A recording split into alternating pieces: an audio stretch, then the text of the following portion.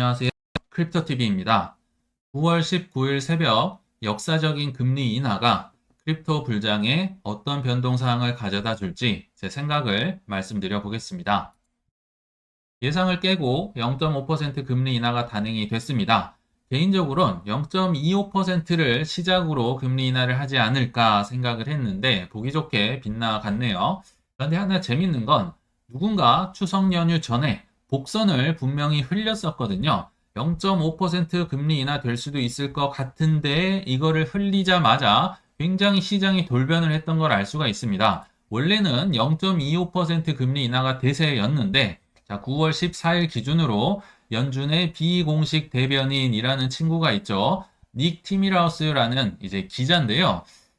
이 친구는 FOMC 회의 결과가 있기 전날에 항상 기자들을 만나고 본인이 글을 쓰면서 뭐 이렇게 될 것 같다 하고 얘기를 하는데 알고 보면 그게 다 거의 100% 진실로 판명이 나기 때문에 이 친구가 뭔가를 잘 알고 있다 생각이 들어서 연준의 비공식 대변인이라고 불리거든요. 근데 이 친구가 추석 연휴 전에 50bp 인하 가능성을 우회적으로 시사하면서 50bp 될 수도 있을 것 같다고 흘리니까 이제 많은 이제 기자들이 따라한 거고 이 친구가 원조거든요. 실제로 0.5% B컷이 일어났습니다.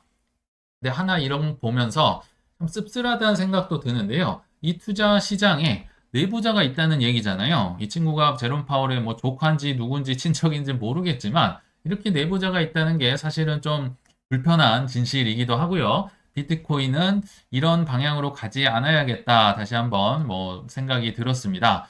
아무튼 앞으로가 이제 또 중요할 텐데 그럼 연말까지는 어떻게 될 것이냐? 이제 앞으로 FOMC 회의가 두 번 있습니다. 11월에 한 번, 12월에 한 번, 0.25%씩 각각 금리 인하를 해서 연말까지는 한 0.5%더 떨어질 것 같다. 이게 연준 의원들이 이제 점도표에서 찍은 내용이니까 좀 참고를 해주시면 좋을 것 같아요. 자, 그러면 우리에게 이제 중요한 건 주식이든 코인이든 어떻게 됐느냐를 살펴보시면 좋은데 일단 뭐 결과적으로 말씀을 드리면 급등락은 있었지만 별로 재미없었다. 특히 주식의 경우는 굉장히 재미가 없었습니다. S&P 500이든 다우존스든 나스닥이든 막 0.3% 정도 떨어지면서 원래는 오르려고 했었거든요. 근데 이제 제롬 파월도 0.5%나 금리 인하를 하니까 조금 시장을 안정시키고 워워를 시켰어야겠죠. 뭐 실업률이나 고용률이나 뭐 GDP나 여러 가지로 볼 때 이 속도로 계속 인하하지 않을 거야. 약간은 찬물을 이제 곁들여 주면서 주식 시장이 그렇게 재미없는 모습으로 마감이 됐었다.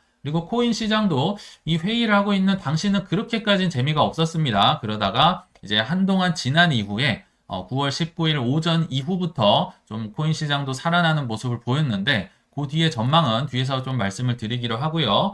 자, 그래서 앞으로는 이제 전망이 중요하겠죠. 근데 전망이 참 극단으로 나뉘는 것 같다는 생각도 듭니다. 어떤 분들은 이제 금리 인하 했으니까 뭐 우주 꼭대기까지 갈 거야. 그리고 어떤 사람은 야, 이 미국 경제가 얼마나 안 좋으면 실업률, 고용률, GDP 이런 게 얼마나 안 좋으면 또는 뭔가 숨기는 게 있다면 있어서 0.5% 금리 인하한 거 아니냐 하면서 이제 뭐 떨어질 것 같다 이런 얘기를 하시는 것 같은데 일단 뭐 한 재밌는 사례를 하나 소개를 해드려 보겠습니다. 이 친구 이제 카두나라는 한 인플루언서인데요. 리세션이 없다면 자산 시장은 긍정적일 것이다. 이런 좀 장밋빛 전망을 내놓은 것 같아요. 근데 제가 볼 때는 이 전제가 좀 잘못된 것 같아요. 리세션이 없다면이 아니라 저는 있다고 생각이 들고요. 언제 오느냐를 좀 따져봐야 될 것 같은데, 그거를 이렇게 빼버린다면 당연히 뭐 긍정적일 수 있겠다는 생각이 듭니다. 자, 일단 이 친구의 주장에 따르면, 레이트 컷이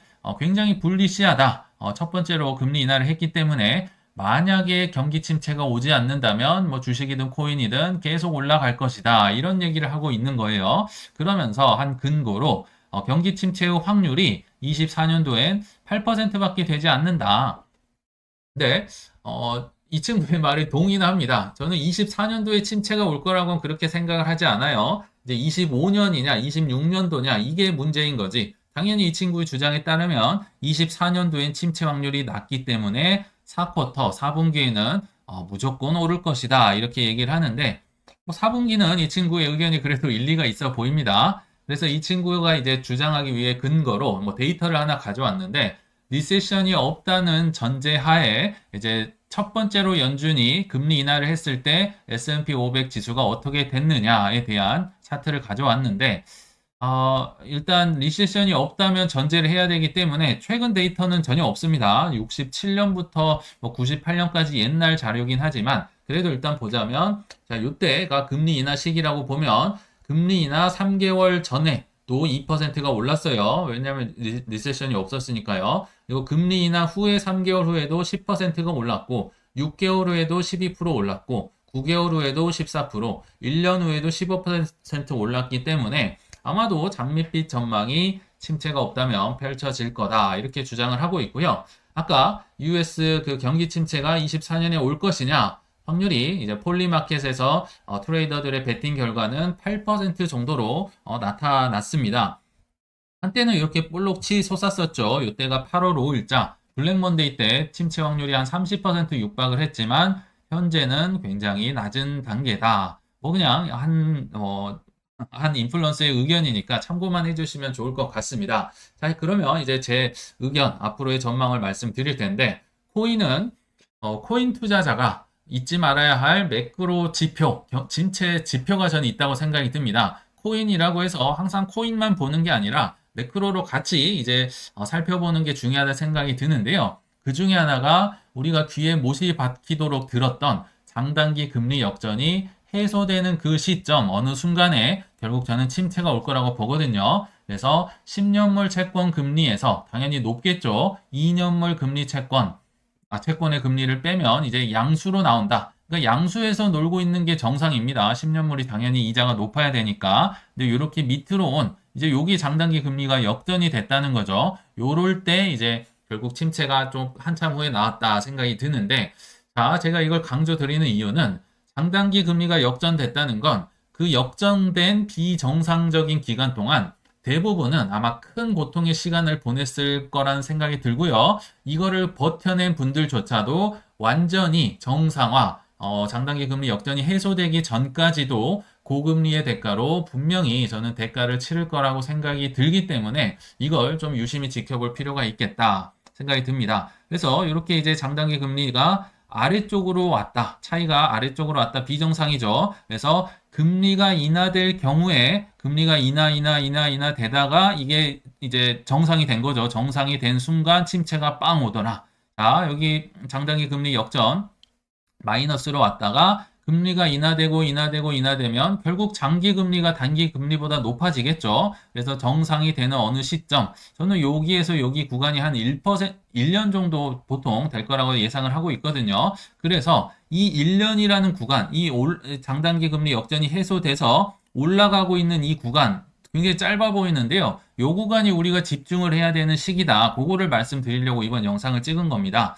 여기도 2008년 서프라임 금융위기 전인데요. 장단기 금리가 역전이 됐습니다. 그러다가 이제 양수로 올라가고 있다가 이때 빵 터졌었거든요. 근데 지금 상황을 보시면 뭐 코로나 때도 잠깐 이제 뭐 경기 침체 있긴 했었지만요.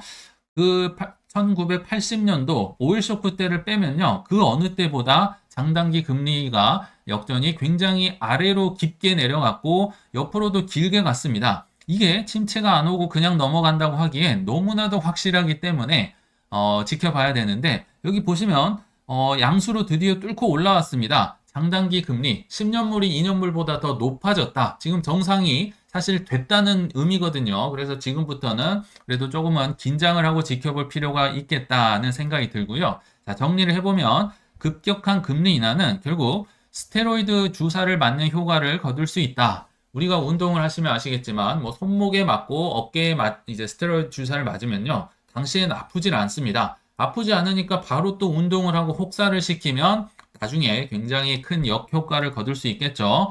결국 급격한 금리 인하는 장단기 역전 해소가 가속화된다.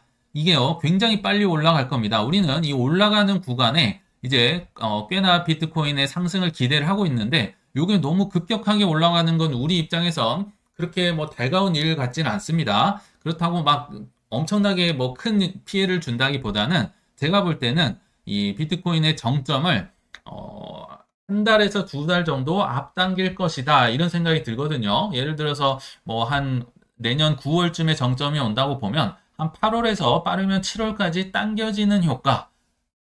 그러면 이제 확실하게 장단기 금리 역전이 오면서 회색 구간이 나타나게 되니까요. 그래서 조금 당겨지는 효과가 있을 수 있다 이런 생각이 듭니다. 그래서 집중해야 될 시기는 길어야 1년, 짧으면 10개월 후쯤에 결국 정점은 저는 들어올 거다. 이 안에 있을 거라는 생각이 들거든요.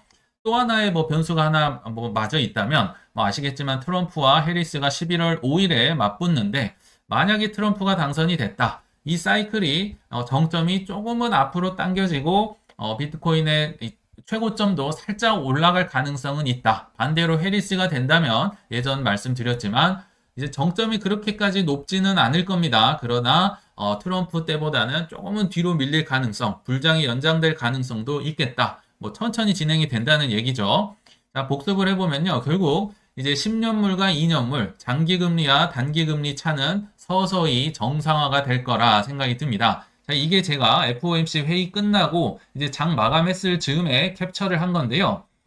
이제 장 마감 즈음에 제롬 파월이 그 약간 주식에 대해서 그래도 겁을 주는 듯한 발언을 했기 때문에 주식이 떨어졌잖아요. 주식이 떨어지니까 금리가 오른 겁니다. 채권 금리가 오른 건데 여기 보시면 10년물 금리 오른 게 1.59%, 2년물 금리 오른 건 0.2%.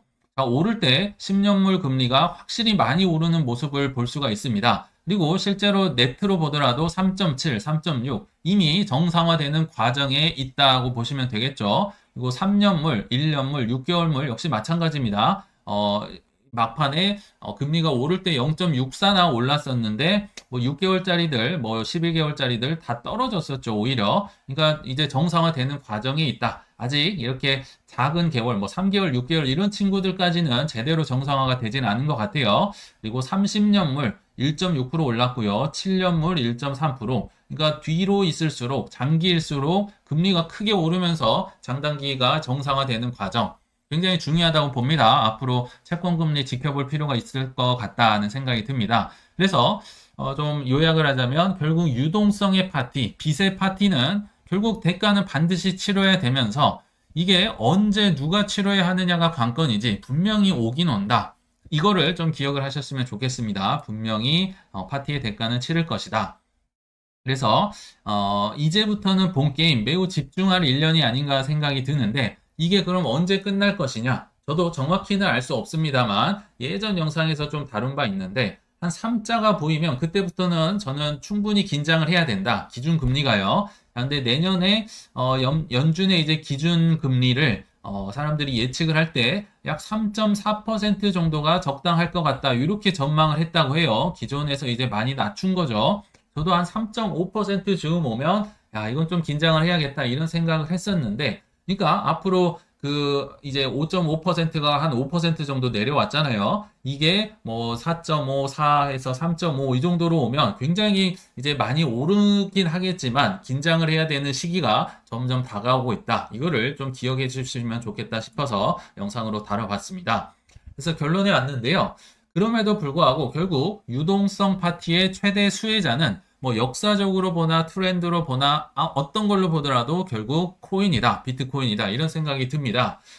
여기 보시면 이 어두운 보라색, 거의 까만색으로 보이는 이 색이 이제 올해 계획된 글로벌 유동성 지수라고 보시면 됩니다. 이미 계획이 다 돼 있다고 보시면 돼요. 이 유동성이 치고 올라가는 모습이죠. 자, 그리고 이 핑크색이 이제 비트코인의 가격이라고 보시면 됩니다. 근데 차트를 보시면 9월까지는 유동성이 오히려 줄어들었다가 10월부터 이제 본격적인 유동성이 주입이 시작됨을 알 수 있습니다. 시작되는 거고요. 아직도 양적 긴축 사이클에 들어와 있긴 합니다. 시작되는 거다, 10월부터. 그래서 이제 앞으로 좋아지겠죠. 그리고 대선 이후에도 돈을 더 쓰면 썼지 저는 줄일 거라고 생각은 들지 않는데요.